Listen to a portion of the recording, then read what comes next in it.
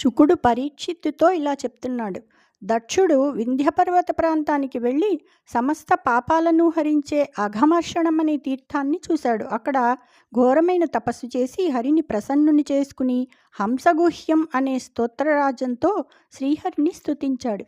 ఆ శ్రీహరి ప్రత్యక్షమై దక్షుని తపస్సుకు మెచ్చుకున్నాడు. అప్పుడు దక్షుడు విష్ణుమాయకు అధీనుడై పంచజనుని కూతురైన అసక్నియందు హర్యశ్వులనే పేరుతో ప్రఖ్యాతి చెందిన 10,000 మంది కొడుకులను కన్నాడు. వారు ధర్మపరాయణులై ప్రజలను సృష్టించటానికి తపస్సు చేయ పడమటి దిక్కుకు వెళ్ళి నారాయణ సరస్సు అనే తీర్థరాజం చేరి ఆ తీర్థంలో స్నానం చేసి నిర్మలమైన చిత్తాలతో తండ్రి అనుమతితో ఉగ్రమైన తపస్సు చేస్తుండగా వారి వద్దకు నారదుడు వచ్చి, ప్రజలను పుట్టించే ప్రతిభ మీకు లేదు అన్నాడు.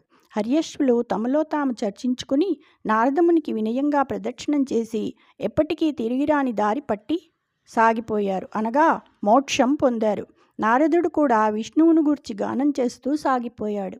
అప్పుడు దక్షుడు దనయులు దప్పి మహాపథముగనుట తగ నారదుడే చెప్పిన గప్పిన శోకము ముప్పిరిగొని చిత్తవృత్తి మూరింబోవన్.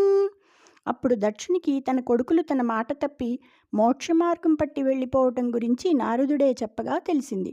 అతనికి శోకం ముప్పిరికొన్నది. మనసులో దుఃఖంలో మునిగిపోయాడు. జై శ్రీకృష్ణ.